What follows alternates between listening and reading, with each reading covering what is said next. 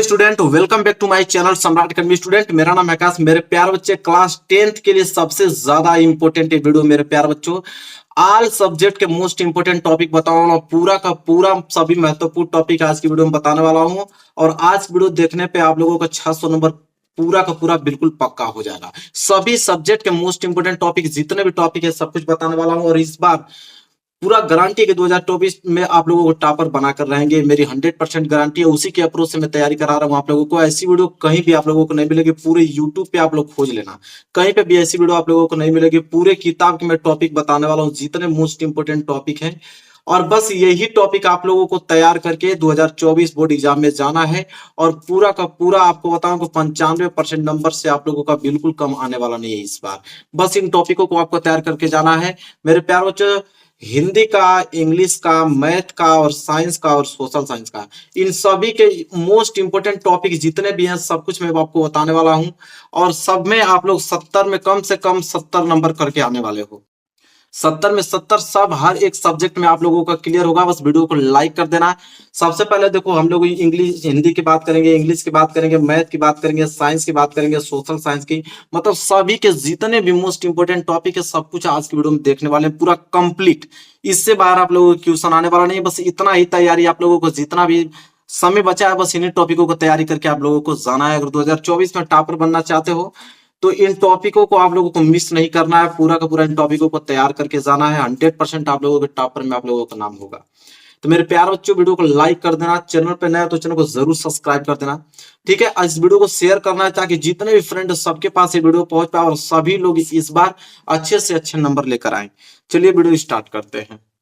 तो लो, अब कुछ करने की जरूरत नहीं है। 70 में 70 नंबर आज हिंदी में पूरा का पूरा पक्का कर लो। बस आप लोग मात्र 30 दिन, इतना ज्यादा कम है आप लोगों का, मैं बताने वाला हूं। इतना ज्यादा कम आप लोगों को टॉपिक बताने वाला हूं कि मात्र वो टॉपिक 30 दिन में आप लोग समाप्त कर सकते हो। मतलब एक महीने में पूरी की पूरी आप लोगों को संपूर्ण तैयारी हो जाएगी 70 में 70 नंबर की, बिल्कुल ठीक है। 70 नंबर कैसे आप लोगों को मिलेगा आज वीडियो में पूरा मैं आप लोगों को बताने वाला हूँ। एक एक टॉपिक समझ लो बस। आप लोग ऐसा वीडियो कहीं नहीं मिलेगा आप लोगों को। अगर मैं रियल टू आप लोगों को बताऊं तो कहीं भी नहीं आप लोगों को देखने मिलेगा। पूरे किताब के महत्वपूर्ण प्रश्न आप लोगों को बताने वाला हूं। बस वही पढ़ के आप लोगों को जाना है 30 दिन में, चाहे जितना आप पढ़ सको वही याद करके जाना। बस इतना ही टॉपिक आपको पढ़ना है, ठीक है। वीडियो को लाइक कर दो, चैनल पर नया तो चैनल को जरूर सब्सक्राइब कर लेना। कौन सा टॉपिक आपको पढ़ना है और कितने नंबर के आते हैं बस वही आपको जानना है, वही आपको पढ़ना है, ठीक है। जैसे पहला पॉइंट आप देख पा रहे हो, पहला पॉइंट आप लोगों का जो है वह है हिंदी के बहुविकल्पीय प्रश्न है। देखो, हिंदी के जो बहुविकल्पीय प्रश्न है वो सबको मालूम है कि 20 नंबर के ऑब्जेक्टिव क्वेश्चन पूछे जाएंगे। कितने नंबर के? 20 नंबर का ऑब्जेक्टिव क्वेश्चन। और 10 नंबर के आप ऑब्जेक्टिव क्वेश्चन जो होता है मात्र 10 नंबर के, तो 10 नंबर के जो ऑब्जेक्टिव क्वेश्चन है वो सिर्फ गद और पद से पूछे जाते हैं। किससे? गद और पद से। तो गद और पद से आप लोगों के 10 नंबर के ऑब्जेक्टिव क्वेश्चन पूछे जाएंगे। सारे ऑब्जेक्टिव क्वेश्चन गद और पद का तैयार कर लेना। करना क्या, मैं खुद आप लोगों को तैयार कराने वाला हूं। बस वो आप लोगों का 10 नंबर वहां से क्लियर हो जाएगा, गद और पद से। इसके बाद आप लोगों का रस, छंद, अलंकार, 3 टॉपिक है ना। तो 3 टॉपिक से 3 मार्क्स का क्वेश्चन पूछा जाता है। एक एक नंबर का क्वेश्चन पूछा जाता है, ठीक है। 3 नंबर के क्वेश्चन पूछे जाएंगे रस, छंद, अलंकार के। इसके इंपोर्टेंट क्वेश्चन मैं आप लोगों को करा दूंगा, बस उतना ही पढ़ के आपको जाना होगा। इसके बाद अगर हम बात करें तो उपसर्ग, प्रत्यय हुआ, समास हुआ और तत्सम हुआ एवं तद्भव हुआ। तत्सम एवं तद्भव, तो एक टॉपिक, 2, 3 और इसको मिलाकर 4 नंबर के आपके क्वेश्चन पूछे जाएंगे इन टॉपिकों से। कितने नंबर के? 4 नंबर के क्वेश्चन पूछे जाएंगे। तो यहां से आप लोग 4 नंबर यहां से आप लोगों का क्लियर हो जाएगा। इसके बाद हम बात करें तो संधि आप लोगों को पढ़ना है, शब्द रूप पढ़ना है, धातु रूप पढ़ना है। इन तीनों से मिला के आप लोगों के 3 नंबर के क्वेश्चन बनेंगे। 3 मार्क्स के क्वेश्चन आप लोगों के इनसे बनेंगे। आप टेंशन लेने की कोई जरूरत नहीं है, सारे इंपोर्टेंट क्वेश्चन मैं आप लोगों को इनके करा दूंगा। मुझे मालूम है कि कौन से क्वेश्चन पूछे जाएंगे, ठीक है। इसके बाद अगर हम बात करें तो महत्वपूर्ण गद्यांश। अब महत्वपूर्ण गद्यांश आप लोगों के 6 नंबर के पूछे जाएंगे। और कौन से चैप्टर के महत्वपूर्ण गद्यांश पूछा जाता है आपके एग्जाम में आता है? मात्र 2 ही चैप्टर आपको पढ़ना है। एक पहला आप लोगों का मित्रता पढ़ना है और दूसरा आप लोगों का ममता पढ़ना है। 2 ही ऐसे चैप्टर हैं जिनके आप लोगों के गद्यांश पढ़ने हैं और वही गद्यांश आपके पूछे जाते हैं मित्रता और ममता चैप्टर से। और इसको अगर आप अच्छे से तैयार कर लोगे तो 6 नंबर आप लोगों का यहाँ से क्लियर हो जाएगा।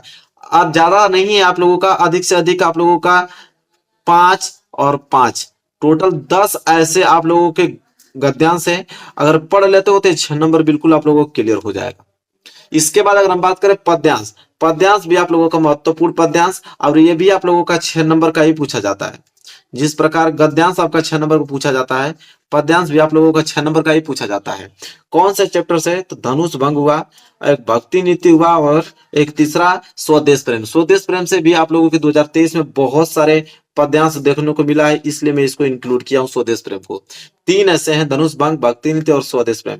इन तीनों के ही पद्यांश आप लोगों को याद करने हैं। अधिक से अधिक 12 पद्यांश हैं तीनों को मिलाकर। अब 12 का मैं लिख के सोल्यूशन आप लोगों को दे दूंगा, बस उसको आप लोग अच्छे तरीके से याद कर लेना, यहां से 6 नंबर क्लियर हो जाएगा। इसके बाद अगली टॉपिक जो आपके एग्जाम में पूछा जाएगा, अगला है लेखक का जीवन परिचय। क्या है? लेखक का जीवन परिचय। और लेखक का जीवन परिचय 5 नंबर का पूछा जाता है, 5 मार्क्स का। और इसमें भी आप लोगों का शर्त होता है 3 नंबर जीवन परिचय पे प्लस 2 नंबर रचना पे पूछा जाता है। तो समझ सकते हो रचना बहुत इंपॉर्टेंट है, अगर रचना नहीं लिखोगे तो समझ लो कि 2 नंबर आप लोगों को कट जाएंगे। तो रचना आप लोगों को लिखना है किसी कीमत पे। अब किन 2 लोगों का बस जीवन परिचय याद करके जाना लेखक में। एक पहला आपके हैं आचार्य रामचंद्र शुक्ल जी, जो कि अभी भी आप लोगों को याद ही होंगे, और दूसरा है आपके जयशंकर प्रसाद। मात्र ज्यादा नहीं, 2 लोगों का आप लोगों को जीवन परिचय याद करना है, और साथ ही साथ रचना। रचना नहीं लिखोगे तो 4 नंबर दोनों में से कट जाएंगे। ठीक है, हालांकि 4 नंबर क्या, दोनों में से एक ही तो करना होता है, 2 नंबर ही कटेगा, लेकिन 2 नंबर तो बहुत होता है, क्योंकि टारगेट इन लोगों का 95% है। तो आप लोगों को रचना जरूर लिखना है। इसके बाद जो टॉपिक, अगली टॉपिक जो आएगी लेखक का जीवन परिचय के बाद, जो आप लोग अगला क्वेश्चन आएगा वो आएगा कवियों का जीवन परिचय। और कवि का भी जीवन परिचय जो आता है वो 5 मार्क्स का आता है। कितने नंबर का? 5 मार्क्स। और इसमें भी आप लोगों का सेम अप्रोच वही रहता है। क्या? 3+2, 3 नंबर जीवन परिचय पे और 2 नंबर रचना पे मिलता है। और किन लोगों का जीवन परिचय याद करके जाना है कवि में?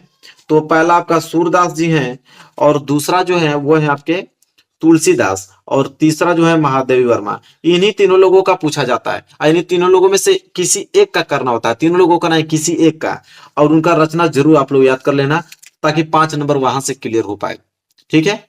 इसके बाद आता है महत्वपूर्ण संस्कृत का गद्यांश। अब यहां से संस्कृत के गद्यांश स्टार्ट हो जाएंगे। देखो, संस्कृत के गद्यांश भी आप लोगों के 5 मार्क्स के ही पूछे जाते हैं।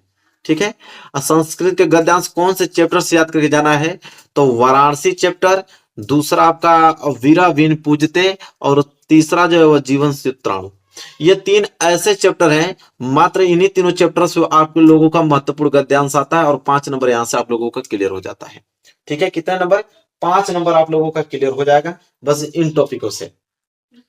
चलिए आगे अगर हम बात करें तो एक श्लोक आता है, श्लोक आता है कि जो इस प्रश्न पत्र में न आया हो। और एक बात और मैं बता देता हूं आप लोगों को कि महत्वपूर्ण संस्कृत का जो गद्यांश होता है, तो इन्हीं चैप्टरों का गद्यांश भी आता है, और इन्हीं चैप्टरों का आगे पद्यांश भी आता है।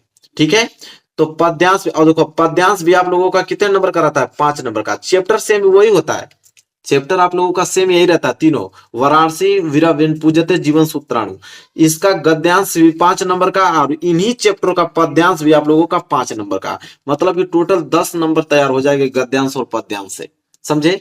इसके बाद श्लोक आता है, श्लोक 2 नंबर का आता है, और कहता है उसमें कि जो इस प्रश्न पत्र में ना आया हो, जो पेपर आप लोगों को मिलेगा उस पेपर में आप लोगों का पद्यांश देगा।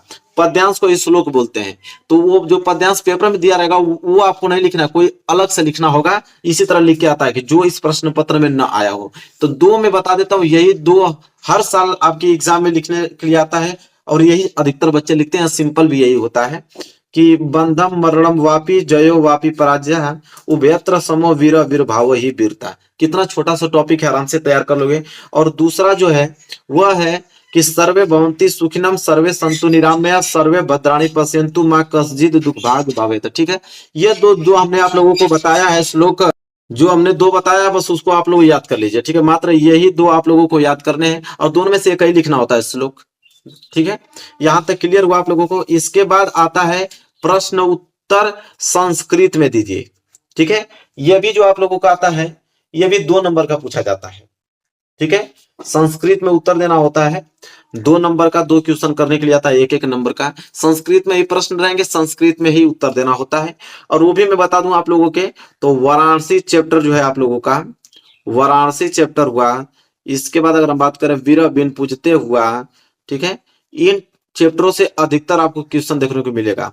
जीवन शत्राणु हुआ, ठीक है, अभी हमने ऊपर बताया था ना इन चैप्टरों का नाम, याद होगा आप लोगों को, जीवन शत्राणु। इन्हीं चैप्टरों के प्रश्न उत्तर आपको संस्कृत में देता है और संस्कृत में ही उसका उत्तर देना भी होता है, और 2 नंबर आप लोगों के क्लियर हो जाएंगे यहाँ से। इसके बाद जो टॉपिक है, वो जो सबसे ज्यादा इंपॉर्टेंट टॉपिक है, वो तो निबंध है, और सबसे ज्यादा मार्क्स का निबंध ही पूछा जाएगा। कितने नंबर? 7 नंबर। 7 नंबर का निबंध आएगा। और निबंध लिखने का ट्रिक अगर अभी तक नहीं देखे हैं तो मेरे चैनल पे मैं अपलोड कर चुका हूं कि निबंध कैसे लिखें। सर्च करना कि निबंध कैसे लिखें बाय सम्राट एकेडमी, तो आपको अच्छा सा वीडियो आ जाएगा। उसमें बहुत हमने डिटेल में समझाया कि अगर निबंध कैसे लिखोगे और नहीं भी आ रहा है तो बनाकर कैसे लिखोगे, हमने सब कुछ उस वीडियो में डिस्कस किया है। कौन सा निबंध आप लोगों को याद करके जाना जो कि इंपॉर्टेंट है, हर साल एग्जाम में पूछे जाते हैं। तो प्रदूषण की समस्या तथा समाधान, ये तो हर साल ही रहता है। उसके बाद आता है आप लोगों का विज्ञान वरदान या अभिशाप, विज्ञान का वरदान या अभिशाप, ठीक है। तीसरा जो महत्वपूर्ण वो है निबंध आप लोगों का, वो है बेरोजगारी की समस्या, कि बेरोजगारी जो बढ़ रही है तो उसकी समस्या क्या है, ठीक है। इसके बाद अगर हम बात करें चौथा निबंध जो आप लोगों को याद करके जाना है, तो तीसरा हुआ चौथा निबंध है आप लोगों का जनसंख्या पे लाभ, जो जनसंख्या वृद्धि हो रही है ना, तो उसके लाभ क्या है और उसके हानि क्या है, इस पे चौथा वाला। पांचवा जो आप लोगों का निबंध है वो है आतंकवाद पे। आतंकवाद भी तो बहुत बढ़ रहा है, अगर आतंकवाद बढ़ रहा है तो उसका कारण क्या है बढ़ने का, अगर बढ़ गया तो उसका निवारण क्या है, किस प्रकार उसको हम लोग खत्म कर सकते हैं। तो ये 7 नंबर के लिए निबंध आएगा। 5 हमने बताया वेरी वेरी मोस्ट इंपोर्टेंट, उसको तैयार जरूर कर लेना। और मैं एक वीडियो स्पेशल बनाऊंगा, एक वीडियो में स्पेशल आप लोगों के लिए बनाऊंगा। पांचों निबंधों को मैंने एक शॉर्ट फॉर्म में लिख रखा है, उसको मैं आप लोगों को वीडियो प्रोवाइड कर दूंगा, और उसमें बहुत सिंपल आम भाषा में लिखकर अपने तरीके से मैं लिखकर बताया हूं, जो कि आप लोगों को याद भी हो जाएगा बहुत तेज।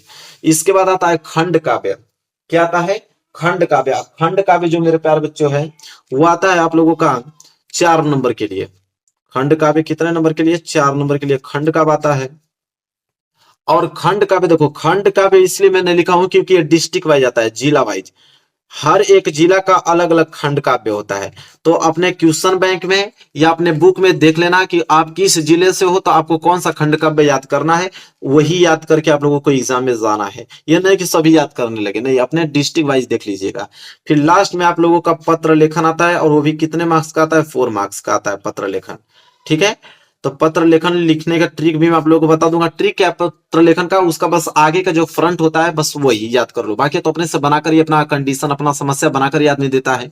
ऊपर का कुछ कंडीशंस होता है जो कि तरीका होता है उसका लिखने का, और लास्ट का तरीका बस वही जानना होता है। बीच में तो आप अपनी समस्या को प्रदान करोगे, तो अपनी समस्या को तो अपनी आम भाषा में ही तो लिख के आप बताओगे, तो वो मैं आपको बता दूंगा, कोई घबराने वाली बात नहीं है। बस इतना ही टॉपिक आपके एग्जाम में आने वाला है, और इतना ही टॉपिक तैयार करके आप 70 में 70 नंबर लाने वाले हो। तो मेरे प्यारे बच्चों, पूरा हमने डिटेल में बता रखा है, बस हमको क्वेश्चन कराना है। अब मैं इसका क्वेश्चन करा देता हूं, आप बस याद कर लो, बस इतना ही टॉपिक है। 70 में 70 नंबर बिल्कुल क्लियर हो जाएगा। जो साइंस में मात्र 50 टॉपिक आप पढ़कर 70 में 70 नंबर ला सकते हो, ठीक है। पूरी की पूरी किताब का इंपॉर्टेंट क्वेश्चन देखो, कोई भी इंपॉर्टेंट क्वेश्चन पढ़ाता है इससे बाहर पढ़ाता ही नहीं है। अध्याय 1 से लेकर 14 तक जितने भी यूट्यूब पे आप चैनल देखते हो, तो जो भी यूट्यूब पे चैनल जितने भी साइंस के इंपॉर्टेंट जितना भी वीडियो डालेगा, लघुत्तरीय और दीर्घोत्तरीय का, तो यही टॉपिक ही डालेगा। ऑब्जेक्टिव क्वेश्चन तो अलग हो सकते हैं, ऑब्जेक्टिव क्वेश्चन में हालांकि मैं कराया हूं आप लोगों को 50-50 इंपॉर्टेंट क्वेश्चन कराया हूं, लेकिन लघुत्तरीय और दीर्घोत्तरीय इससे बाहर नहीं आता है। पूरे के पूरे 50 टॉपिक में पूरा का पूरा आप लोगों का सिलेबस बिल्कुल खत्म है। यही टॉपिक पढ़ के आप 70 में 70 नंबर ला सकते हो। इसीलिए मैं वीडियो बनाया हूं कि ज्यादा भटकने की जरूरत नहीं है आप लोगों को। बस इन वीडियो को देखकर, इन टॉपिकों को देखकर नोट कर लो, बस इसी को रिवाइज करते रहो, ठीक है। अगर पूरा सोल्यूशन इसका चाहते हो मेरे प्यारे बच्चों, 5000 तक लाइक बस इसका ला दो। 5000 तक अगर लाइक ला देते हो मेरे प्यारे बच्चों, वीडियो को शेयर कर देते हो, चैनल पर नए तो चैनल को सब्सक्राइब कर लेते हो, कुछ करने की जरूरत नहीं है। 50 वीडियो को मैं खुद आप लोगों को सोल्यूशन, चाहे 3 घंटा लगेगा चाहे 4 घंटा लगेगा, पूरा फुल सोल्यूशन पीडीएफ के साथ। पीडीएफ भी कहोगे तो मैं दे दूंगा टाइप करके, बस आप डाउनलोड कर लेना और याद कर लेना। लेकिन 5000 लाइक तक आप लोगों को पहुंचाना इस वीडियो को। टॉपिक में नोट करा देता हूं, आज ही एक कॉपी छोटा सा 2 पेज का तो है यार, 2 पेज में पहले इस टॉपिकों को कम से कम लिख लो, ताकि आपके पास क्वेश्चन बैंक जो भी बस पढ़ते तो जाओ, ठीक है। पहला देखो, संयोजन तथा वियोजन अभिक्रिया। अभिक्रिया तो बहुत प्रकार की होती है, ठीक है। रासायनिक अभिक्रिया, संयोजन अभिक्रिया, वियोजन अभिक्रिया, विस्थापन अभिक्रिया होती है, ठीक है। और और प्रतिस्थापन अभिक्रिया बहुत सारी है, लेकिन संयोजन और वियोजन अभिक्रिया ऐसे दो टॉपिक है जो कि हर साल आपको एग्जाम में देखने को मिलेगा, लिखित बता रहा हूं। दूसरा आपका ऊष्माक्षेपी तथा ऊष्माशोषी अभिक्रिया, ठीक है, इसी के अंतर्गत ये आता है ऊष्माक्षेपी और ऊष्माशोषी, जो ऊष्मा को देता है, जो ऊष्मा को सोखता है, ठीक है। ये दोनों अभिक्रिया आपको याद होना ही चाहिए, किसी के मत पे।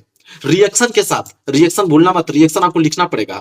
इसके बाद है रासायनिक समीकरण को संतुलित करने की विधि। यह विधि अगर आप जान लेते हो तो इससे 3-4 नंबर के क्वेश्चन आते हैं। आपको समीकरण दे देगा और कहेगा कि इस रासायनिक समीकरण को संतुलित कीजिए, ठीक है। तो आप बस वीडियो को लाइक कीजिए। मैं कम से कम आपको 20-25 ऐसे रिएक्शन, पूरे किताब के 20-25 ऐसे रिएक्शन है, पूरे किताब को बता रहा हूं, ठीक है, एक्स्ट्रा बता रहा हूं आपको। 20-25 ऐसे आपके रिएक्शन हैं कि बस उस रिएक्शन को अगर आप संतुलित कर लेते हो तो उससे बाहर एग्जाम में कहा आता है यार।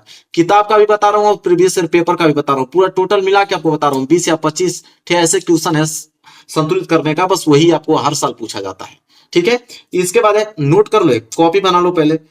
अगर ये वीडियो को आप पहुंचा देते हो मेरे प्यारों, जो लिखित बता रहा हूं आपको 100% गारंटी, मेरी पूरा सोल्यूशन देके जाऊंगा, चाहे 4 घंटे चाहे 5 घंटे लगे, ठीक है। अम्ल, क्षार तथा लवण की परिभाषा, उदाहरण सहित आपको अम्ल की परिभाषा, क्षार की परिभाषा, लवण की परिभाषा, ये तो याद होनी ही चाहिए आपको। इतना तो आपको आना ही चाहिए किसी के मत पे, ठीक है। इसके बाद अगर हम बात करें तो बेकिंग सोडा बनाने की विधि। देखो बेकिंग सोडा बनाने की विधि, बेकिंग सोडा कैसे बनता है, उसकी विधि क्या है, उसके उपयोग क्या है, ठीक है, ये सब पूछा जाता है, ठीक है। इसके बाद क्वेश्चन 6, धावन सोडा बनाने की विधि। ये दोनों विधि तो उसी के हैं, इर्द गिर्द अपोजिट है। बेकिंग सोडा बनाने की विधि, धावन सोडा बनाने की विधि, ये दोनों में से एक तो कंफर्म है, इस बात की गारंटी आप ले सकते हो। किसी भी टीचर से पढ़ते हो जाके पूछ लेना कि सर बेकिंग सोडा बनाने की विधि और धावन सोडा बनाने की विधि आता है क्या एग्जाम में, आपको टीचर तुरंत बता जाएगा कि बेटा बहुत इंपॉर्टेंट टॉपिक है, तो आपको आना ही चाहिए, ठीक है। या आप प्रीवियस से पेपर देख सकते हो, 2023 के पेपर उठा के देख लो, तुरंत समझ में आ जाएगा आपको। इसके बाद देखो plaster of Paris, plaster of Paris और उदासीनीकरण अभिक्रिया, वेरी वेरी मोस्ट इंपोर्टेंट ये दोनों टॉपिक है। प्लास्टर ऑफ पेरिस बनाने की विधि और उदासीनीकरण अभिक्रिया क्या है, बहुत ज्यादा इंपोर्टेंट ये दोनों टॉपिक हैं जो कि आपको तैयार करना है। देखो इसको लिखे रहोगे तो इसका जितना आंसर आपको मिल जा रहा है उसको कॉपी पे लिख लो, जो नहीं मिल रहा है या पूरा ही सोल्यूशन चाहते हो, मुझसे ही चाहते हो पूरा सोल्यूशन, तो कमेंट कर दो, लाइक कर दो, ठीक है, सब्सक्राइब जरूर कर लेना। इसके बाद 9 प्रश्न, धातु और अधातु। धातु क्या है, अधातु क्या है, धातु के गुण धर्म बताओ, अधातु के गुण धर्म। देखो गुण धर्म भी पूछा जाता है, इसलिए गुण धर्म भी आपको याद करना है कि इसके गुण धर्म क्या है, ठीक है। समझ में आ गया आप लोगों को। चलिए आगे अगर हम बात कर लेते हैं।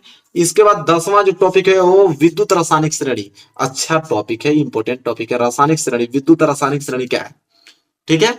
इसके बाद 11वां, संतृप्त और असंतृप्त क्या है, संतृप्त हाइड्रोकार्बन, असंतृप्त हाइड्रोकार्बन। ये तो ऐसे टॉपिक हैं जो एग्जाम में छाए हुए हैं, मतलब 85 ऐसे टॉपिक, पूरे साइंस का बता रहा हूँ क्लियरली कि 85 ऐसे टॉपिक होते हैं जो कि आपके एग्जाम में पूछे जाते हैं। समझ में आ रहा है ना आप लोगों को, इससे बाहर नहीं पूछा जाता है। इसी को सारे यूट्यूबर बस हर अलग अलग वीडियो में बनाते रहते हैं, इससे बाहर अगर कोई भी वीडियो बना के दिखा देगा तो बताइएगा, हमसे कमेंट कर लीजिएगा कि सर आपने जो 50 क्वेश्चन बताया उससे बाहर कोई बना के दिखा रहा है। इसी को रिपीटेशन करते हैं। तो एक बार ही मैं बता दिया, इसको नोट कर लो। एक बार आपकी सपोर्ट की जरूरत है, अगर आपने सपोर्ट मुझे कर दिया तो इसका पूरा सोल्यूशन बता दूंगा, साइंस पढ़ने की जरूरत ही नहीं है आपको। आगे देखो सजातीय श्रेणी क्या है, ठीक है, सजातीय श्रेणी क्या है, तीनों टॉपिक जो मैंने बताया यहाँ पे इंपॉर्टेंट। इसके बाद ये तो बताना ही पड़ेगा आपको, आईयूपीएससी नामकरण के लिए आता है, ज्यादा नहीं 2 नंबर के लिए आता है, ज्यादा क्वेश्चन नहीं आते हैं, 2 नंबर के लिए क्वेश्चन आता है कि आईयूपीएससी का नामकरण कैसे करें, ठीक है। इसके बाद 14 साबुनीकरण अभिक्रिया, साबुन का निर्माण किस प्रकार होता है, साबुन कैसे बनता है, ठीक है। इसके बाद एस्टिलीकरण अभिक्रिया, ठीक है, एस्टिलीकरण अभिक्रिया क्या होती है, अभी मॉडल पेपर में भी ये दिया है आपका, एस्टिलीकरण अभिक्रिया भी जाके 2024 का मॉडल पेपर आप देख लो, एस्टिलीकरण अभिक्रिया दिया हुआ है, ठीक है। इसके बाद मेरे प्यार बच्चों अगले टॉपिक अगर हम बात करें तो अगला टॉपिक देखो यहाँ से सुरामा, सुरामा जो टॉपिक है वो पाचन तंत्र। देखो पाचन तंत्र क्या है पूछेगा, सचित्र वर्णन कीजिए पाचन तंत्र का पूरा स्टेप, 6 नंबर के लिए प्रश्न आते हैं, ठीक है। ये पाचन तंत्र नहीं देगा तो श्वसन तंत्र दे देगा, ठीक है, और ये नहीं देगा तो उत्सर्जन तंत्र। मतलब यही 3 टॉपिक में इसीलिए लेकर तो आया हूं, यही तीनों टॉपिक में से एक टॉपिक देगा, पाचन तंत्र दे दे, चाहे श्वसन तंत्र दे दे, चाहे उत्सर्जन तंत्र दे दे, लेकिन देगा जरूर। ये तीनों बहुत ही इंपॉर्टेंट है, एक देगा जरूर, तो इसलिए तीनों तो याद करना पड़ेगा भाई। तीनों में से कौन जानता है कौन दे दे, इसलिए 3 ठे आपको बिल्कुल तैयार करना ही पड़ेगा आप लोगों को, इतना इंपॉर्टेंट है।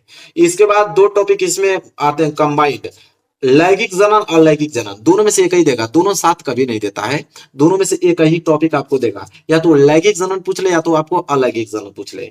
फिर इसके बाद देखो परागकण, परागण क्या होता है, ठीक है, परागण कितने प्रकार के होते हैं, यह प्रश्न पूछता है 4 नंबर के लिए।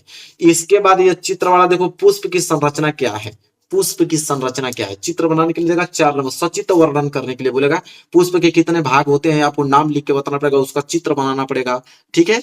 इसके बाद देखो 23वां, नर तथा मादा जनन तंत्र, ये तो फिक्स है, या तो नर जनन तंत्र का चित्र बनवा ले या तो मादा जनन तंत्र का चित्र बनवा ले, ठीक है। देखो फिक्स कैसे होता है, आप लोग सोचेंगे कि सर एक ही पेपर में इतने क्वेश्चन कैसे आ जाते हैं, मेरे प्यारे बच्चों उत्तर प्रदेश में, उत्तर प्रदेश की अगर हम बात करते हैं, और भी जहां पे भी एनसीईआरटी चलता है आप लोगों का, किसी भी डिस्ट्रिक्ट में आप लोगों का एनसीईआरटी चलता है, तो समझ लो कि उस एनसीईआरटी के ही तो प्रश्न है, 6 कोड बन के आते हैं, 6 कोड, साइंस के 6 कोड के पेपर बनते हैं, और 6 कोड के अंतर्गत ही 50 क्वेश्चन इधर, इसमें नहीं देगा तो उस वाले कोड में देगा, उस वाले कोड में देगा तो इस वाले कोड में देगा। लेकिन आपको मालूम है क्या कि आपके विद्यालय में कौन सा कोड आएगा, नहीं ना मालूम है, तो आपको 50 क्वेश्चन तैयार तो करना ही पड़ेगा ना आप लोगों को।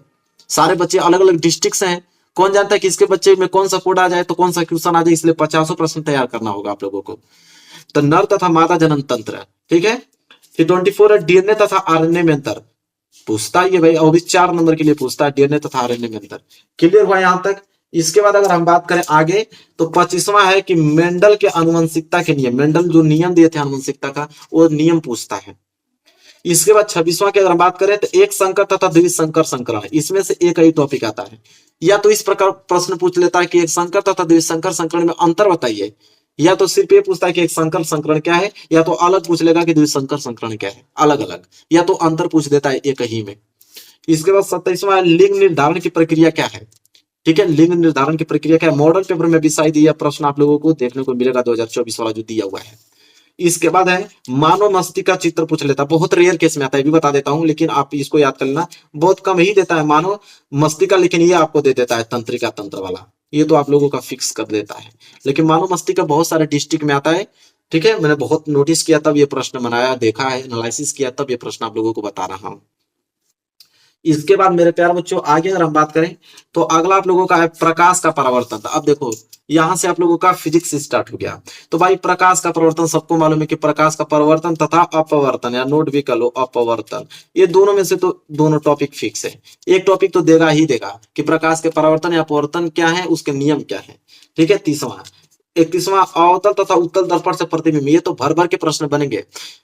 अवतल उत्तल दर्पण से प्रतिबिंब 6 कंडीशन में बनता है, ठीक है, ये 2 कंडीशन में बनता है, 8 कंडीशन होते हैं कि वस्तु को कहां रखेंगे तो कैसा प्रतिबिंब बनेगा, आभासी बनेगा, वास्तविक बनेगा, उल्टा बनेगा, सीधा बनेगा, और उसी से न्यूमेरिकल भी पूछा जाता है, उसी से बहुविकल्पीय प्रश्न भी पूछा जाता है, इसलिए ये टॉपिक बहुत ज्यादा इंपॉर्टेंट है।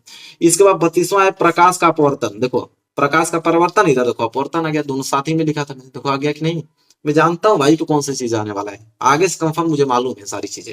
इसके बाद लेंस से प्रतिबिंब का निर्माण, आपके भर भर के क्वेश्चन मॉडल पेपर में ये आया है, जिस प्रकार दर्पण में अवतल दर्पण उत्तल दर्पण से प्रतिबिंब का निर्माण पूछा जाता है, उसी तरह लेंस से भी प्रतिबिंब का निर्माण आता है, ठीक है, उसमें भी वस्तु को रखा जाता है 6 कंडीशन में और 2 कंडीशन में, तो लेंस और दर्पण ये दोनों में बिल्कुल रटे होने चाहिए। फिर लेंस की क्षमता पूछ लेता है कि लेंस की क्षमता क्या होता है, 4 नंबर के लिए प्रश्न बन जाते हैं। इसके बाद है कि निकट दृष्टि दोष दूर दृष्टि दोष, दोनों में से कंफर्म है, लिख लीजिए, गारंटी है मेरी 100% की। यार निकट दृष्टि दोष क्या है, दूर दृष्टि दोष क्या है, सचित्र वर्णन कीजिए, दूर दृष्टि दोष को दूर करने के लिए निवारण बताइए, निकट दृष्टि दोष को दूर करने के लिए निवारण बताइए, और इसको ऑब्जेक्टिव के भी क्वेश्चन मानव नेत्र से आते हैं। इसके बाद बहुत सारे डिस्ट्रिक्ट में मानव नेत्र का तो सचित्र वर्णन ही पूछ लेता है कि मानव नेत्र का सचित्र वर्णन कीजिए, 6 नंबर के लिए प्रश्न है, ठीक है। तो भाई हर डिस्ट्रिक्ट से बच्चे हमारे यहाँ जुड़े हैं, तो हर डिस्ट्रिक्ट को लेकर हमको पढ़ाना पड़ेगा ना, तो मानव नेत्र सचित्र वर्णन कीजिए। इसके बाद ओम का नियम तो पॉपुलर है, ये आप लोग भी जानते हो कि ओम का नियम कितना पॉपुलर है। इसके बाद मेरे प्यारे बच्चों 29वां पॉइंट, विद्युत धारा किसे कहते हैं, ठीक है, विद्युत धारा किसे कहते हैं। 40वां है विद्युत प्रतिरोध। देखो विद्युत धारा विद्युत प्रतिरोध दोनों में से एक आता है, दोनों का भी साथ में आप देखोगे ना इसको, या तो विद्युत धारा पूछ लेगा तो विद्युत प्रतिरोध पूछ लेगा। इसके बाद आपका आएगा श्रेणी क्रम संयोजन और समांतर क्रम संयोजन, ये तो बहुत ज्यादा इंपॉर्टेंट टॉपिक है, आपके अर्धवार्षिक परीक्षा में भी पूछा है, मॉडल पेपर में भी दिया है, ठीक है। श्रेणी क्रम संयोजन, समांतर क्रम संयोजन से आप सूत्र स्थापित करना होता है कि श्रेणी क्रम में संयोजन क्या होता है, आर डैश बराबर R1 plus R2 plus R3, इसी तरह चलता रहता है। और समांतर क्रम में 1/R डैश बराबर 1/R1 प्लस 1/R2, इस तरह चलता रहता है। ये सूत्र ही स्थापित करने के लिए पूछेगा आपको, लेकिन पूछेगा जरूर। इसके बाद चुंबकीय बल रेखाएं क्या है, चुंबकीय बल रेखाएं किस तरह काम करती हैं, ये पूछेगा। इसके बाद मेरे प्यार जो बायो सेवर्ट का नियम, वेरी वेरी इंपॉर्टेंट, पूरा अर्धवार्षिक में छाप के आए हैं सारे बच्चे, बायो सेवर्ट का नियम, ठीक है, ये इंपॉर्टेंट है। इस बार मोटर वाला हटा दिया, विद्युत मोटर जनरेटर सब कुछ हट के फेंका गया है, इसलिए बायो सेवर्ट का नियम। इसके बाद दो चीज, फ्लेमिंग के दाएं हाथ तथा बाएं हाथ का नियम, दोनों में से एक टॉपिक आना निश्चित है। तो भाई तो दोनों ही पढ़ना पड़ेगा ना, कौन जानता है दाएं वाला नियम दे दे कि बाएं वाला नियम दे दे, इसलिए दोनों टॉपिक आपको पढ़ के जाना पड़ेगा कि नहीं, बिल्कुल जाना पड़ेगा। इसके बाद 46 है मैक्सवेल के दक्षिणावर्त पेंच का नियम, ठीक है, जैसे विद्युत धारा वाला चैप्टर हुआ हटा है, मोटर वाला जनरेटर वाला, तो ये सारे ये इंक्लूड हो गए, ये भी आने वाला इस बार, मैक्सवेल के दक्षिणावर्त पेंच का नियम।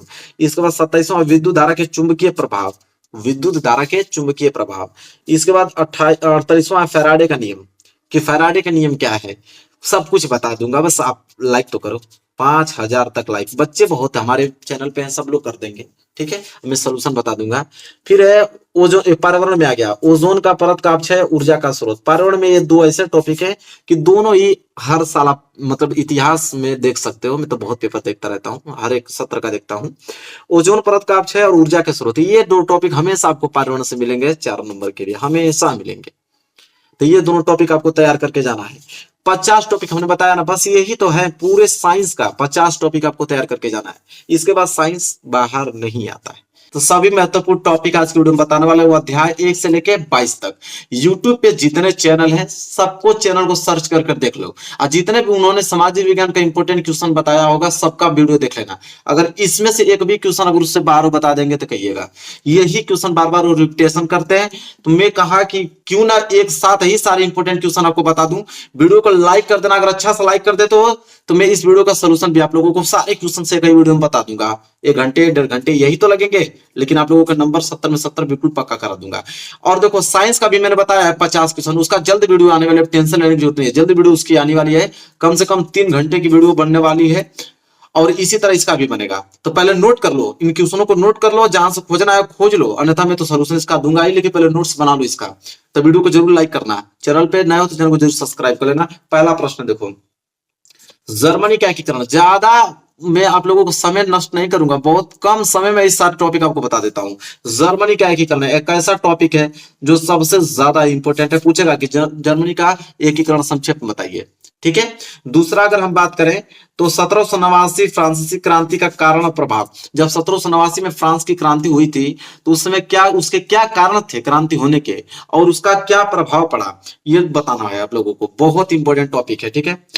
तो 2 प्रश्न आपको क्लियर हुआ ना। तीसरा की अगर हम बात करें, तीसरा है इटली का एकीकरण, जैसे जर्मनी का एकीकरण इसी तरह इटली का भी एकीकरण, ये आपको आना ही चाहिए किसी कीमत पे, ठीक है, इटली का एकीकरण। इसके बाद अगर हम बात करें चौथा पॉइंट मेरे प्यारे बच्चों ये है, महात्मा गांधी जी के सत्याग्रह पर एक निबंध लिखिए। आप देखो महात्मा गांधी जी ने सत्याग्रह आंदोलन चलाया था, ठीक है, और सत्याग्रह आंदोलन पे पूरा एक निबंध आपको लिखना है पूरा विवरण में। तो विवरण का मतलब कि सीधे 6 नंबर का क्वेश्चन हो गया आप लोगों का, 6 मतलब लॉन्ग क्वेश्चन हो गया, दीर्घोत्तरीय प्रश्न हो गया ये वाला, ठीक है। इसी तरह देखो 5वां, इसमें लघुत्तरीय दीर्घोत्तरीय दोनों सम्मिलित हैं, ये नहीं कि सिर्फ दीर्घोत्तरीय बता रहा हूं, सिर्फ लघुत्तरीय दोनों, ठीक है। देखो अगला है 5वां पॉइंट कि महात्मा गांधी द्वारा चलाया गया असहयोग आंदोलन का कारण तथा अर्थ बताइए। देखो महात्मा गांधी सत्याग्रह आंदोलन भी चलाए थे, असहयोग आंदोलन भी चलाए थे, तो असहयोग आंदोलन में बताना है कि क्या कारण था कि जो चलाना पड़ा, उसका अर्थ क्या था चलाने का, ठीक है, ये बताना है आप लोगों को, ये भी 6 नंबर के लिए ही क्वेश्चन है। तो क्लियर हो गया 5 क्वेश्चन। इसके बाद देखो क्वेश्चन नंबर 6, ये तो बहुत ज्यादा इंपॉर्टेंट है, महामंदी के कारणों को लिखिए, ये तो इंपॉर्टेंट है, मॉडल पेपर में उठा के देख सकते हो, महामंदी से क्वेश्चन आए, ठीक है, महामंदी के कारणों को लिखना है, very very most important question है मेरे प्यारे बच्चों, बस आपको नोट करना, घबराना बिल्कुल नहीं है, आप मेरे चैनल पे बस कंटिन्यू बने रहिए। इसके बाद देखिए किस प्रकार तैयारी कराता हूं मैं, एक वीडियो लूंगा पूरा क्वेश्चन पढ़ा दूंगा, फिर इसके बाद पढ़ने की जरूरत ही नहीं आप लोगों को, समाज विज्ञान बस उसी को याद कीजिए, पीडीएफ दे दूंगा, डाउनलोड करके प्रिंट आउट निकाल लेना, और क्या सुविधा लोगे। इसके बाद देखो 7वां, 19वीं शताब्दी में अंतरराष्ट्रीय द्वारा बताए गए 3 प्रकार के प्रवाह की व्याख्या कीजिए। 19वीं शताब्दी में अंतरराष्ट्रीय द्वारा बताए गए 3 प्रकार के प्रवाह की व्याख्या करना है। Very very most important question है। 7वां नोट कर लो इसको। 8वां की अगर हम बात करें तो ब्रेटन वुड्स संस्थान, देखो ब्रेटन वुड्स संस्थान वेरी वेरी मोस्ट इंपोर्टेंट ये टॉपिक है मेरे प्यारे बच्चों। हर साल इससे एग्जाम में ये वाला प्रश्न आता है, ब्रेटन वुड्स संस्थान समझौता क्या है। इसके बाद 9 प्रश्न देखो, पहाड़ी क्षेत्रों में मृदा अपरदन तथा रोकथाम। अब बताओ मृदा अपरदन, भूक्षरण कितना इंपॉर्टेंट टॉपिक है, हर साल एग्जाम में तो भर भर के क्वेश्चन इससे आते हैं। तो पहाड़ी क्षेत्रों में मृदा अपरदन तथा रोकथाम, अगर मृदा अपरदन ज्यादा हो रहा है किस लिए हो रहा है, उसके रोकथाम के उपाय क्या है, ये सब बताना पड़ेगा आप लोगों को। चलिए आगे अगर हम बात कर लेते हैं 10वां, जैव तथा अजैव संसाधन पूछ लेता है। जैव तथा अजैव संसाधन में अंतर भी पूछ लेता है, डिफरेंस, और डिफरेंस पूछकर 4 नंबर का क्वेश्चन बना देगा। ठीक है, जैव तथा अजैव संसाधन 4 नंबर का ही पूछा जाता है। अंतर अधिकतर अंतर पूछता है कि जैव तथा अजैव संसाधन बताइए, तो मतलब जैव संसाधन भी बताना पड़ता है, अजैव संसाधन भी बताना पड़ता है, तो अंतर ही पूछा जाता है। 11वां है, जैव विविधता क्या है, उसका महत्व बताइए। जैव विविधता का हमें महत्व बताना मेरे प्यारे बच्चों की जैव विविधता का महत्व क्या है। तो ये 11 टॉपिक अब तक हमने बता दिया। नोट करते रहना आप लोग, छोटी सी कॉपी बना लो, उसमें नोट्स करते रहना। इसके बाद तो पीडीएफ दे दूंगा उसका, ठीक है, वो पीडीएफ आप प्रिंट आउट निकाल लेना किसी दुकान पे जाकर, अब बस उसी को पढ़ लेना। इसी तरह लिखा हुआ पूरा सोल्यूशन मिलेगा आप लोगों को अच्छे से। 12वां है, मृदा अपरदन क्या है, कारण बताइए। वही मैं बताया हूं, भूक्षरण या मृदा अपरदन। ठीक है, तो मृदा अपरदन क्या है, कारण बताइए। ये प्रश्न 4 नंबर के लिए मेरे प्यारे बच्चों एग्जाम में आता है। मॉडल पेपर 2024 का जाके देख लो, उसमें भी ये प्रश्न इंक्लूड किया गया है। इसके बाद 13वां प्रश्न है कि 3 राज्यों के नाम आपको बताना है जहां काली मृदा पाई जाती है और कौन सी फसल उगाई जाती है। ठीक है, देखो 3 राज्यों का नाम बताना है जहां पे काली मृदा पाई जाती है, और काली मृदा में कौन सी फसल उगाई जाती है उसका नाम लिखना है आप लोगों को। चलिए 13वां प्रश्न हो गया। 14वां प्रश्न देखो, बहुउद्देशीय परियोजनाओं के लाभ तथा हानि। पहली बात कि देखो ये प्रश्न आता है 6 नंबर के लिए, क्योंकि सबसे पहले बहुउद्देशीय परियोजना हेडिंग डालोगे, बहुउद्देशीय परियोजना क्या उसके बारे में लिखोगे, फिर अगली हेडिंग रहेगी बहुउद्देशीय परियोजना के लाभ, फिर नेक्स्ट हेडिंग रहेगी बहुउद्देशीय परियोजना के हानि। तो टोटल 6 नंबर के लिए क्वेश्चन पूछा जाता है। दीर्घ उत्तरीय प्रश्न का यह प्रश्न है मेरे प्यारे बच्चों। 15वां जो है वो है कि भारतीय कृषि की कोई 3 विशेषता लिखिए। ये भी 6 नंबर का 3 विशेषता जब लिखोगे मेरे प्यारे बच्चों, विशेषता पूछा है ना तो 4 नंबर के लिए प्रश्न है। विशेषता में ज्यादा कुछ बड़ा नहीं लिखा जाता है, एक एक 2 लाइन लिखा जाता है विशेषता में। ठीक है, 4 नंबर के लिए प्रश्न पूछा जाता है। 16वां है चावल। चावल मतलब जानते हो ना, धान। धान की खेती के लिए उपयुक्त भौगोलिक परिस्थितियों का वर्णन कीजिए। 6 नंबर के लिए प्रश्न आता है कि चावल की खेती के लिए कौन सी भौगोलिक परिस्थितियां हैं, कौन सा मौसम चाहिए, किस प्रकार उगाया जाता है, किस महीने में काटा जाता है। ठीक है, कौन सी फसल यह है, खरीफ की है कि रबी की फसल है, सब कुछ डिटेल में बताना है, तो 6 नंबर के लिए प्रश्न पूछा जाता है। 17वां की अगर हम बात करें तो कृषि की 3 प्रमुख समस्याओं का उल्लेख कीजिए। ठीक है, बहुत इंपॉर्टेंट ये प्रश्न, बहुत हाईलाइटेड प्रश्न है कि कृषि की 3 प्रमुख समस्याओं का उल्लेख कीजिए। 17वां प्रश्न। ठीक है, नोट करते रहना आप लोग अच्छे से। अब वीडियो को लाइक कर देना जरूर से, तभी मैं आप लोगों को सोल्यूशन बताऊंगा। ये नहीं कि आप तुम लापरवाह हो, आप लोगों के लिए इतनी मेहनत की जाती है, आप लोग लाइक नहीं करते हो। 18 प्रश्न देखो, परंपरागत तथा गैर परंपरागत ऊर्जा संस्थान। अंतर पूछता है कि परंपरागत ऊर्जा किसे कहते हैं और गैर परंपरागत ऊर्जा किसे कहते हैं। ठीक है, और यह प्रश्न अंतर पूछा है ना तो 4 नंबर के लिए प्रश्न पूछा जाता है। ठीक है, चलिए 18वां प्रश्न नोट किया आपने। 19वां प्रश्न देखो, ऊर्जा के गैर परंपरागत स्रोतों का वर्णन। अब ये डायरेक्ट पूछ लेता है, ये तो अंतर में 4 नंबर आए तो डायरेक्ट सिर्फ पूछता है ऊर्जा के गैर परंपरागत ऊर्जा स्रोतों का वर्णन कीजिए, और ये प्रश्न भी 4 नंबर के लिए पूछे जाते हैं आपके एग्जाम में। इसके बाद देखो 20वां, सड़क परिवहन के 3 गुण बताइए। वेरी वेरी मोस्ट इंपोर्टेंट ये प्रश्न है। सड़क परिवहन के कितने गुण बताने हैं, 3 गुण आपको बताने हैं। इसके बाद 20 प्रश्न के बाद आपका 21, परिवहन तथा संचार के साधन किसी देश की जीवन रेखा तथा अर्थव्यवस्थाओं क्यों कहे जाते हैं। कह रहा है कि परिवहन तथा संचार 2 साधन होता है, वो किसी भी जीवन रेखा तथा अर्थव्यवस्था क्यों कहे जाते हैं किसी भी देश के, क्योंकि हर एक देश में परिवहन बहुत जरूरी है और संचार बहुत जरूरी है, उसी से देश विकसित हुआ है। ठीक है, तो क्यों जरूरी है भाई, इसको बताना है। 22वां है, गठबंधन सरकार से आप क्या समझते हैं। वेरी वेरी मोस्ट इंपोर्टेंट है, गठबंधन सरकार से आप क्या समझते हैं। मैं ज्यादा समय आपको ले नहीं रहा हूं, बहुत जल्दी जल्दी आपको बता रहा हूं, आप बस नोट्स करते रहो। इसका सोल्यूशन देने की गारंटी मेरी, मैं खुद आप लोगों को दूंगा। बस आपकी गारंटी यह है कि आप बस लाइक कर लो और चैनल को सब्सक्राइब कर लो, बस इतना ही तो काम करना है, बाकी आप पूरी जिम्मेदारी हमारे पे छोड़ दो आप। इसके बाद 23वां देखो, संघवाद क्या है। इसकी प्रमुख विशेषताएं लिखना है। ये 23 प्रश्न है और वेरी वेरी इंपॉर्टेंट प्रश्न है। ठीक है, मतलब जितना बता रहा हूं ना, इससे बाहर आपको कोई वीडियो देखने की जरूरत नहीं है जब इसका सोल्यूशन मिल जाएगा तो। ठीक है, सोल्यूशन नहीं दूंगा भाई तो देखना ही पड़ेगा, लेकिन सोल्यूशन दूंगा मैं आपको। इतना पढ़ा रहा हूँ काय खातिर 70 में 70 लाने के लिए ना, इस बार तो सोल्यूशन मैं खुद दूंगा आप लोगों को। बस आप लोगों नोट्स करते रहो अच्छे तरीके से, अब मन लगा के पढ़ो, समय नहीं है बिल्कुल भी। 24 क्वेश्चन देखो, 1992 के संविधान संशोधन के पहले और बाद के स्थानीय शासन के दो अंतर लिखिए। 1992 के जो संविधान संशोधन हुआ था उससे पहले और उसके बाद स्थानीय शासन के दो अंतर लिखना है। ठीक है, 4 नंबर के लिए प्रश्न पूछे जाते हैं। 25 प्रश्न देखिए क्या है। 25 प्रश्न मेरे प्यारे बच्चों ये है कि भारत के विधायिकाओं में महिलाओं के प्रतिनिधित्व की स्थिति क्या है। जो भारत के विधायिकाएं चुनी जाती हैं उसमें महिलाओं के प्रतिनिधित्व की स्थिति क्या है। ठीक है, ये 25 क्वेश्चन है। इसके बाद 26 है कि बताइए कि भारत में किस तरह अभी भी जातिगत असमानताएं पाई जाती है। अभी भी भारत में बहुत अलग प्रकार की जाति में भेदभाव किया जाता है कि आप इस कास्ट के हो तो वो इस कास्ट के हैं, लड़ाई झगड़ा चलता रहता है। ठीक है, भारत में तो वही पूछ रहा है कि भारत में किस तरह अभी भी जातिगत असमानताएं पाई जाती हैं, उसके बाद बारे में वर्णन करना है। इस बार 27 है, लोकतंत्र किस तरह उत्तरदायी, जिम्मेदार और वैध सरकार का गठन करता है, ये बताना। वेरी वेरी मोस्ट इंपोर्टेंट है, 27 प्रश्न है मेरे प्यारे बच्चों, नोट कर लेना इसको। 28 है, विकास मापने का यूएनडीपी, यह विकास जो सूचकांक होता है, यह मापदंड है जिसका नाम है यूएनडीपी। मापदंड किन पहलुओं में विश्व बैंक के मापदंड से अलग है। ठीक है, यह जो विकास मापने का यूएनडीपी मापदंड है वो किन पहलुओं में बताना है कि विश्व बैंक जो बैंक है, विश्व बैंक, उसके मापदंड से कैसे अलग है। ठीक है, ये 28 प्रश्न है। इसके बाद 29 मेरे प्यारे बच्चों कि लोकतंत्र के सम्मुख प्रमुख चुनौतियों का वर्णन कीजिए, कि लोकतंत्र के सम्मुख कौन कौन सी चुनौतियां आती हैं। 29वां प्रश्न है। 30वां प्रश्न है, संगठित कार्य से आप क्या समझते हैं, कि अगर संगठित कार्य है तो उसे आप क्या समझते हैं। इसके बाद 31 प्रश्न मेरे देखिए आगे 31 प्रश्न है कि वैश्वीकरण से आप क्या समझते हैं। ठीक है, तो वैश्वीकरण से आप क्या समझते हैं, very very most important topic है और हर साल एग्जाम में आता है और मॉडल पेपर में भी ये लॉन्च किया गया है कि वैश्वीकरण से आप क्या समझते हैं। 31 क्वेश्चन हो गया। इसके बाद 32 है, ऐसे कारकों की चर्चा करें जिनमें उपभोक्ता का शोषण होता है। ठीक है, ऐसे कारक आपको बताने हैं, बहुत सारे कारक ऐसे हैं कि जो उपभोक्ता के शोषण का कारण है। तो मेरे प्यारे बच्चों पूरा 32 पूरे किताब का 32 ही क्वेश्चन मिला हमको, जो कि वेरी वेरी मोस्ट इंपोर्टेंट है। हर साल यही एग्जाम में आपके आते हैं, यही आपको तैयार करना है मेरे प्यारे बच्चों। क्लास 10th इंग्लिश की तैयारी कैसे करें, जितने बच्चे 2024 बोर्ड एग्जाम देने वाले हैं उसके लिए वीडियो बहुत ज्यादा इंपॉर्टेंट है। आज मैं आप लोगों को बताने वाला हूँ कि 2024 में 70 नंबर बिल्कुल से पक्का करें और 70 में 70 नंबर कैसे लेकर आए इंग्लिश में।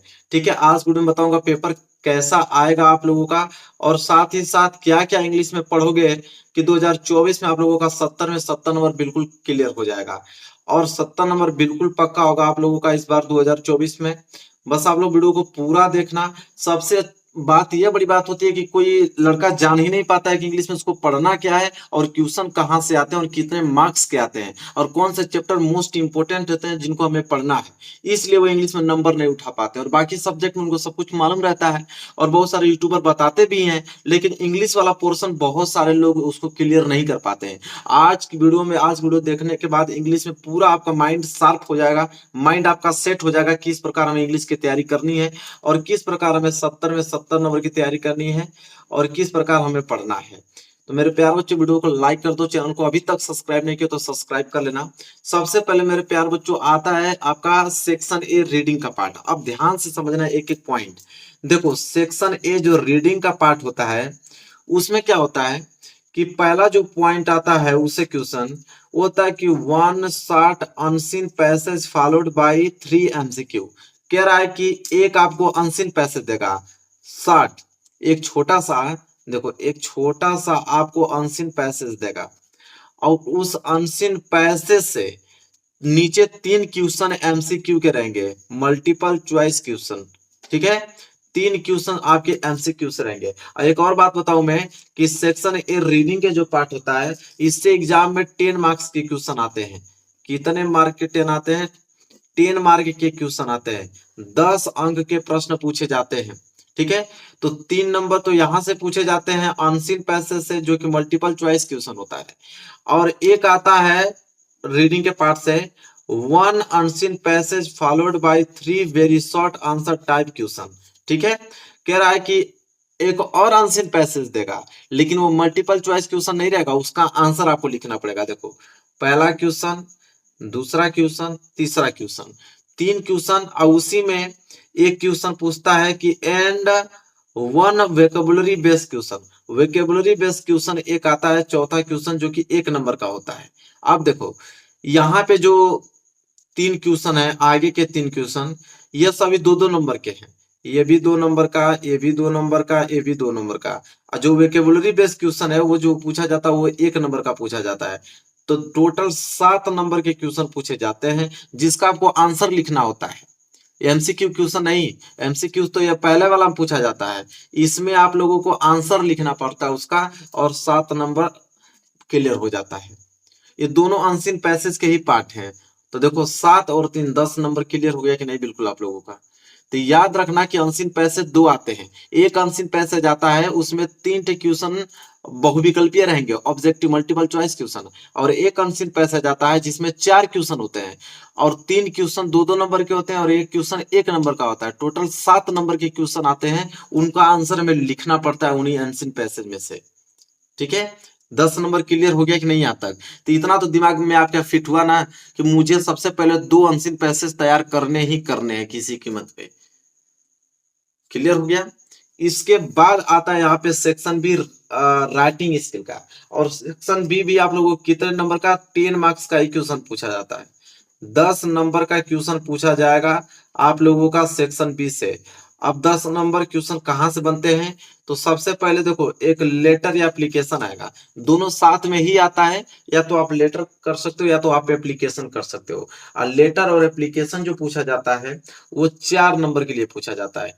अब मेरे प्यार बच्चों, मोस्ट इंपोर्टेंट कुछ एप्लीकेशन या लेटर में आप लोगों को बता दूंगा, वही लेटर एप्लीकेशन याद कर लेना, और ये 4 नंबर वाला पोर्शन आप लोगों का जो है बिल्कुल क्लियर हो जाएगा, बिल्कुल ही क्लियर हो जाएगा। इसके बाद आता है चौथा, डिस्क्रिप्टिव पैराग्राफ। तो देखो, या तो पैराग्राफ दे देगा, या तो आपको रिपोर्ट दे देगा, या तो आपको आर्टिकल दे देगा। दोनों देता है, 2 देता है, पैराग्राफ, रिपोर्ट, आर्टिकल। इन तीनों में से 2 को देगा, और दोनों में से कोई एक करना होता है। या तो आप रिपोर्ट कर लो, या तो आप आर्टिकल कर लो, या तो पैराग्राफ कर लो। और उसका जो है 80 से लेके 100 वर्ड के बीच में उसका होना चाहिए लिमिट, वर्ड लिमिट। और ये जो प्रश्न पूछा जाता है मेरे प्यारे बच्चों, 6 नंबर के लिए प्रश्न पूछा जाता है। कितने नंबर के लिए? 6 नंबर के लिए। तो इसमें भी मोस्ट इंपोर्टेंट होते हैं, मैं कुछ आप लोगों को मोस्ट इंपोर्टेंट बता दूंगा, आप लोगों को बस उसको तैयार कर लेना, और 6 नंबर यहाँ से भी क्लियर हो जाएगा। तो 6 और 4, 10 नंबर आपके सेक्शन बी राइटिंग स्किल के भी यहाँ पे क्या हो गए? क्लियर हो गए। ठीक है, यहाँ तक क्लियर, कोई डाउट नहीं होना चाहिए। सेक्शन ए रीडिंग वाला पार्ट भी क्लियर हो गया, सेक्शन बी राइटिंग स्किल वाला भी पार्ट आप लोगों को क्लियर हो गया। इसके बाद अगर हम बात करें तो सेक्शन सी आता है, जो कि ग्रामर का पोर्शन होता है, और उसी में आप लोगों का ट्रांसलेशन भी आता है। और सेक्शन सी जो पूछा जाता है, वो टोटल 15 नंबर के लिए पूछा जाता है। कितने? 15 मार्क्स के लिए पूछा जाता है। अब 15 मार्क्स कौन कौन से आते हैं टॉपिक से, वो देखो। तो इसमें 5वां पॉइंट है कि कह रहा है कि 5 MCQ based on part of speech. कह रहा है कि 5 मल्टीपल चॉइस क्वेश्चन आएंगे सिर्फ पार्ट ऑफ स्पीच से, और टेंस से, आर्टिकल से, रिवर्डिंग सेंटेंस से, आप स्पेलिंग से। देखो, 1 नंबर आपका पार्ट ऑफ स्पीच रहेगा, दूसरा का क्वेश्चन टेंस से रहेगा, तीसरा का क्वेश्चन आर्टिकल से रहेगा, ठीक है, चौथा रिवर्डिंग ऑफ सेंटेंस रहेगा, और 5वां आपका स्पेलिंग से रहेगा। मतलब 5 टॉपिक से एक एक क्वेश्चन आएंगे, और कितने नंबर के लिए आएंगे? 5 नंबर के लिए आएंगे, और 5 एमसीक्यू रहेगा। बोला भी तो है यहाँ पे, देखो 5 एमसीक्यू। तो आपको part of speech, tense, article, rewording of sentence, spelling, ये सब कुछ आना चाहिए बिल्कुल, तब जाके आप 5 नंबर उठा पाओगे एमसीक्यू में। ठीक है, यहाँ तक क्लियर हुआ ना? तो मैं सब कुछ पढ़ा दूंगा एक एक वीडियो में, कि पार्ट ऑफ स्पीच पढ़ा दूंगा, टेंस पढ़ा दूंगा, आर्टिकल पढ़ा दूंगा, रिवर्डिंग ऑफ सेंटेंस, स्पेलिंग पढ़ा दूंगा। ये 5 नंबर आप लोगों का क्या हो जाएगा? क्लियर हो जाएगा यहाँ पे। इसके बाद अगर हम बात करें तो देखो, क्वेश्चन यहाँ पे पॉइंट 6 कह रहा है कि 3 very short answer type question based on narration wise punctuation. देखो, ये आप लोगों का बहुविकल्पीय प्रश्न था, एमसीक्यू क्वेश्चन, लेकिन 3 क्वेश्चन ऐसे आते हैं जिनका हमें आंसर लिखना पड़ता है, और उसमें क्या रहता है? एक नरेशन, डायरेक्ट इनडायरेक्ट रहता है, एक आपका एक्टिव वॉइस पैसिव वॉइस रहता है, और एक आपका पंक्चुएशन रहता है। ठीक है, ये बात एकदम दिमाग में नोट कर लो अच्छे तरीके से। अब ये कितने नंबर के आते हैं? दो दो नंबर के। जो नरेशन पूछा जाएगा वो 2 नंबर के लिए पूछा जाएगा। जो एक्टिव वाइज पैसिव वाइज पूछा जाएगा 2 नंबर के लिए। जो पंक्चुएशन पूछा जाएगा 2 नंबर के लिए। उनको हमें खुद मल्टीपल चॉइस क्वेश्चन नहीं होता, उन्हें मुझे खुद लिखना पड़ता है। जैसे एक सेंटेंस नरेशन का दे देगा एक्टिव वाइज में, अरे डायरेक्ट में, उसे हमें इनडायरेक्ट में चेंज करना होगा। एक सेंटेंस आपको एक्टिव वाइज का दे देगा, उसे मुझे पैसिव वाइज में चेंज करना होगा। पंक्चुएशन दे देगा, उसको हमें सही करना पड़ेगा कॉपी पे। ठीक है।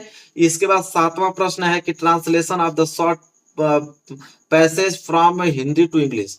हिंदी का वर्ड दे देगा 4 लाइन का। कितना लाइन? 4 सेंटेंस देता है आप लोगों को, 4 लाइन का सेंटेंसेस देगा आप लोगों को।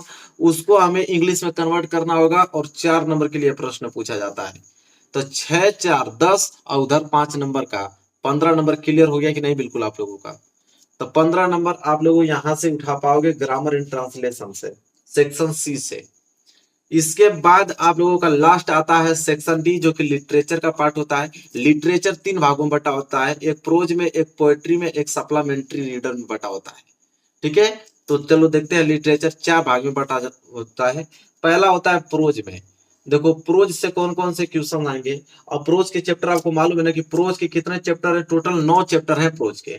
एक आपका letter to God, Nelson Mandela है, 2 स्टोरीज अबाउट फ्लाइंग है, from the diary of the Anne Frank, glimpses of India. मतलब टोटल कितने चैप्टर हैं मैं आपको बता दूं, 9 चैप्टर हैं। और 9 चैप्टर से क्वेश्चन आ सकते हैं, 9 चैप्टर से।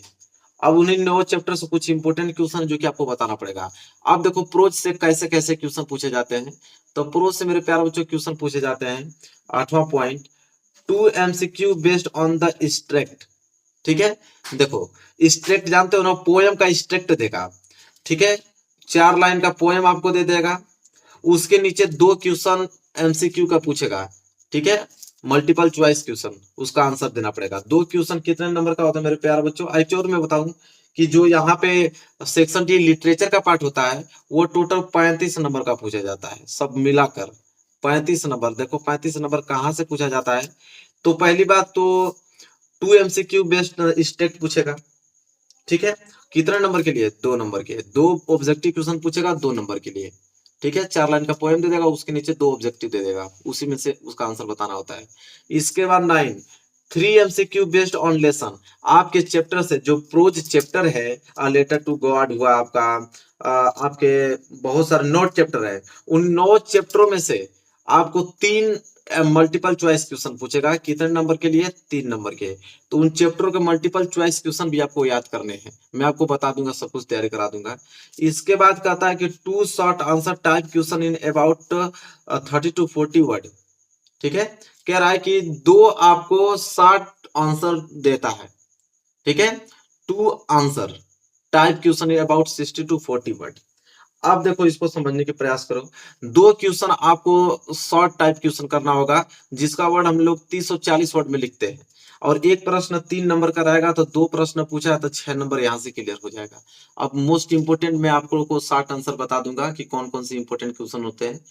इसके बाद आता है 1 long answer type question in about 60 word. एक लॉन्ग क्वेश्चन देता है प्रोज से ही, जिसका हमें 60 वर्ड में लिखना होता है। ठीक है। वो कितने नंबर का पूछा जाता है? वो 4 नंबर के लिए पूछा जाता है। तो देखो प्रोज चैप्टर से क्या, स्ट्रक्ट देके, पोयम देके 2 MCQ पूछेगा 2 नंबर के लिए। उसके लेसन के 3 क्वेश्चन मल्टीपल चॉइस क्वेश्चन पूछेगा 3 नंबर के। और उसी चैप्टर के 2 शॉर्ट आंसर पूछेगा 6 नंबर के लिए। और उसी प्रोज से एक लॉन्ग क्वेश्चन पूछेगा 4 नंबर के लिए। अब टोटल 9 चैप्टर है, 9 चैप्टर में से किसी भी चैप्टर का पूछ सकता है। ठीक है। ये कोई जरूरी नहीं है कि फिक्स है। 9 चैप्टर में किसी भी चैप्टर का वो क्वेश्चन पूछ सकता है, मल्टीपल चॉइस क्वेश्चन पूछ सकता है, स्टेट दे सकता है। मैं आपको बता दूंगा इंपोर्टेंट इंपोर्टेंट। ठीक है। इसके बाद आता है पोएट्री वाला पोर्शन। पोएट्री में भी सेम वही चीज होता है, क्या कि 2 MCQ based on the given state. देखो पोएट्री के भी स्टेट दे देता है 4 लाइन का, और उसमें 2 मल्टीपल चॉइस क्वेश्चन पूछ लेता है 2 नंबर के लिए। इसके बाद 1 short answer type question based on poetry lesson in about 60 to 40 word. इसमें क्या होता है कि पोएट्री के सिर्फ एक क्वेश्चन आता है। ठीक है। एक क्वेश्चन आएगा शॉर्ट आंसर लिखने का 30 से 40 वर्ड में। अगर वो नहीं कर पाओगे, उसके लिए एक और ऑप्शन दिया है कि अगर वो वाला क्वेश्चन नहीं कर पाओगे तो अथवा करके एक और दिया है कि 4 line from any poem prescribed in the syllabus. कह रहा है कि 4 लाइन का आप पोयम लिख सकते हो, ठीक है। और वो पोयम कितने नंबर का रहेगा? 3 नंबर का। तो पोयम लिख के 3 नंबर ले लो, या तो जो क्वेश्चन पूछा रहेगा उसको लिखकर 3 नंबर ले लो। तो मुझे तो पोयम ही आसान लगता है, पोयम 2 याद कर लोगे तो 3 नंबर उठा लोगे, ठीक है। इसके बाद यहाँ से कितने नंबर के? 3 2 5 नंबर के पूछ गए। और उसमें कितने नंबर का था? तो यहाँ पे आपके था 6 4 10 और 10 5 15। तो प्रोज से 15 नंबर के क्वेश्चन और आपके पोएट्री से 3 2 5 नंबर के क्वेश्चन, टोटल कितना हो गया? 15 5 20, ठीक है। अभी मुझे कितना चाहिए? 15 नंबर चाहिए। तो 15 नंबर इसमें आ जाइए सप्लीमेंट्री रीडर में, ठीक है। सप्लीमेंट्री रीडर में हम लोग देखेंगे। और एक चीज और मैं बता दूं यहाँ पे, जो 13वां प्रश्न था, 13वां प्रश्न को थोड़ा ध्यान से समझो। 13वां प्रश्न में दोनों करना होता है, ये नहीं कि दोनों में से कोई एक ही करना होता है, ये मैं गलत बोल गया हूं। 13वां प्रश्न में दोनों करना होता है। एक तो आप पोयम भी करोगे तो 3 नंबर मिलेगा, ठीक है। और साथ ही साथ वन शॉट जो टाइप क्वेश्चन जो पूछेगा उसको भी करना होता है, वो भी 3 नंबर देगा। तो 3 3 6 और 6 और 2 8 नंबर मिलेगा। 5 नंबर नहीं, 8 नंबर इससे मिल जाएगा। तो 15 नंबर उसमें और 8 नंबर इसमें। तो कितना हो गया? 15 और 8 कितना हो गया? 23। और 12 नंबर के सप्लीमेंट्री रीडर पूछा जाता है। कितने नंबर के? 12 नंबर के। 12 नंबर के सप्लीमेंट्री रीडर। उसमें क्या होता है कि 5 MCQ based on the prescribed lesson, 5 बहुविकल्पीय प्रश्न मल्टीपल चॉइस क्वेश्चन पूछा जाएगा आपके सिलेबस से। देखो सप्लीमेंट्री के भी जो चैप्टर होते हैं आपको बहुत मालूम है कि 9 चैप्टर इसमें भी होते हैं। A dream of surgery, the thieves story, ठीक है, द मिडनाइट विजिटर, बहुत सारे ऐसे चैप्टर हैं। टोटल कितने चैप्टर है? 9 चैप्टर। उन्हीं 9 चैप्टर में से 5 मल्टीपल चॉइस क्वेश्चन पूछेगा 5 नंबर के लिए। इसके बाद one short answer type question in 30 to 40 word, एक आपका शॉर्ट क्वेश्चन पूछेगा, वो भी कितने नंबर का मेरे प्यारे बच्चों पूछेगा? यहाँ पे 3 नंबर के लिए पूछेगा, ठीक है। तो 5 और 3 कितना हो गया? 8। और एक लॉन्ग क्वेश्चन पूछेगा जिसका हमें 60 वर्ड में लिखना होगा, वो कितने नंबर के लिए पूछेगा? 4 नंबर के। तो 4 3 7 5 12 नंबर। तो पूरा का पूरा उसमें कितना नंबर था? 23 नंबर और 12 नंबर में टोटल 35 नंबर हो गया कि नहीं? बिल्कुल हो गया। देखो यहाँ मैं लिख भी देता हूँ। देखो सेक्शन ए था, तो सेक्शन ए से मेरे प्यारे बच्चों 10 नंबर के क्वेश्चन थे। सेक्शन बी था, सेक्शन बी अभी हमने बताया 10 नंबर के क्वेश्चन थे उसमें भी। सेक्शन सी था, सेक्शन सी में यहाँ पे 15 नंबर के क्वेश्चन था जो कि हमने बताया। और सेक्शन डी में आपके 35 नंबर के क्वेश्चन था, ठीक है। तो 10 10 20 और 15, 35 नंबर यहाँ, 35 नंबर यहाँ, टोटल कितने नंबर? 70 नंबर क्लियर हो गया। और ये भी जानकारी हो गया आपका कि कौन कौन सा टॉपिक पूछेगा, किस लेसन से पूछेगा, ठीक है। सारे डाउट आप लोगों को क्लियर हो गया होगा। तो इंग्लिश की तैयारी इस तरह करते हैं 70 में 70। मेरे प्यार बच्चों, आई होप आपको क्लियर हो गया होगा। वीडियो पसंद है तो लाइक कर देना। इसके सारे इंपॉर्टेंट क्वेश्चन मैं बता देता हूँ, उसको आप लोग लर्न कर लो ताकि 70 में 70 नंबर क्लियर हो पाए। मैथ में जितने बच्चों को दिक्कत होती है, बिल्कुल दिक्कत होने वाली नहीं है। जितना समय आप लोगों को मिल रहा है मेरे प्यारे बच्चों, ये जो पीडीएफ मैं आप लोगों को दिखा रहा हूँ, देखो पूरे पीडीएफ पूरे बुक का है, ठीक है। देखो जितना क्वेश्चन मैं आप लोगों को दिखा रहा हूँ स्क्रीन पे, मैं पूरा का पूरा पीडीएफ देने वाला हूँ आज की इस वीडियो में। इसलिए मैं वीडियो बनाया हूँ मेरे प्यारे बच्चों। जितना क्वेश्चन है वो भी प्रश्नावली वाइज है, ठीक है। मैं बात करूँ तो प्रश्नावली वाइज है, ठीक है, एक्सरसाइज वाइज, ठीक है। आपको इसमें मैंने हर एक क्वेश्चन बताया हुआ है और ये भी बताया हुआ है कि कौन से प्रश्न से लिया गया है, कौन से प्रश्नावली से लिया गया है, ठीक है। जैसा देख पा रहे हो, पहला प्रश्न है आपका प्रश्नावली 1, उसका उदाहरण नंबर पहला है। इसके बाद उदाहरण नंबर तीसरा है। ये पूरे के पूरे एनसीईआरटी बुक है। मैं इसका पीडीएफ आपको बताता हूँ कहाँ से डाउनलोड करोगे, उसका पासवर्ड क्या है, ठीक है। तो ये पूरे के पूरे एनसीईआरटी बुक का मैंने टाइप कराया हुआ क्वेश्चन मेरे प्यारे बच्चों। जितने बच्चों 100 में 100 लाना चाहते हैं, जितने बच्चे 100 में 100 लाना चाहते हैं उनके लिए वीडियो ये बहुत ही ज़्यादा इंपॉर्टेंट है। इसीलिए मैं आप लोगों की वीडियो प्रोवाइड कर रहा हूँ कि एनसीईआरटी जो बुक है उसमें जाके पूरे के पूरे क्वेश्चन को ट्रिक लगा लेना, ठीक है। ट्रिक लगाने के बाद बस उन्हीं को प्रैक्टिस करना है। और मैं इसका पूरा का पूरा सलूशन देने वाला हूँ कल से अपने चैनल पे। तो मेरे चैनल को सब्सक्राइब जरूर कर लेना और उसी पे पूरा का पूरा सलूशन देखना। तो मेरे प्यारों से वीडियो को जरूर लाइक कर देना। इसको डाउनलोड कहाँ से करना है इस पीडीएफ को, तो इसी वीडियो के डिस्क्रिप्शन में आपको एक लिंक मिलेगा, ठीक है। लिंक पे जब आप क्लिक करोगे तो वो डाउनलोड हो जाएगा। डाउनलोड होगा तो वो पीडीएफ खुलेगा नहीं, आपको पासवर्ड मांगेगा, ठीक है। एक सिक्योरिटी कोड मांगेगा और उस सिक्योरिटी कोड में आपको डालना है 9648, यह पासवर्ड है, जैसे 9648 पासवर्ड डालोगे तो ये पीडीएफ आपका खुल जाएगा और इसी पीडीएफ को जितने क्वेश्चन हैं आपको लगाना है और 100 में 100 नंबर लेकर मैथ में आना है। तो मेरे प्यारे बच्चों जल्दी से इस वीडियो को आप लोग शेयर कर दो ताकि सभी लोग इस पीडीएफ को डाउनलोड कर लें और पासवर्ड 9648 डाल के इस पीडीएफ को खोल लेना और अपने बुक में ट्रिक लगा लेना। और कल से मैं इस चैनल पे आप लोगों को जितने मैथ के क्वेश्चन इस वीडियो में जितने पीडीएफ में हैं क्वेश्चन उनका पूरा का पूरा मैं सलूशन बताने वाला हूं।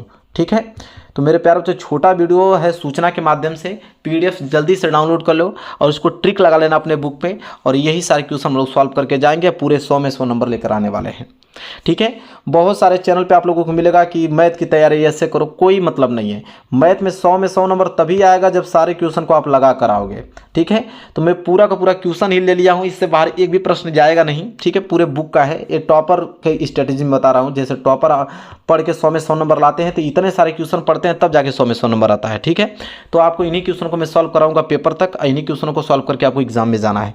तो पासवर्ड मैं फिर एक बार बता देता हूँ, 9648 पासवर्ड है। ठीक है, जल्दी से जाके उसको डाउनलोड करो, पासवर्ड ये डालो, खुल जाएगा पीडीएफ। ठीक है, फिर बुक में ट्रिक लगा लेना, कल से मैं सलूशन देना चालू कर दूंगा। चलिए मिलेंगे नेक्स्ट वीडियो में, तब तक के लिए धन्यवाद।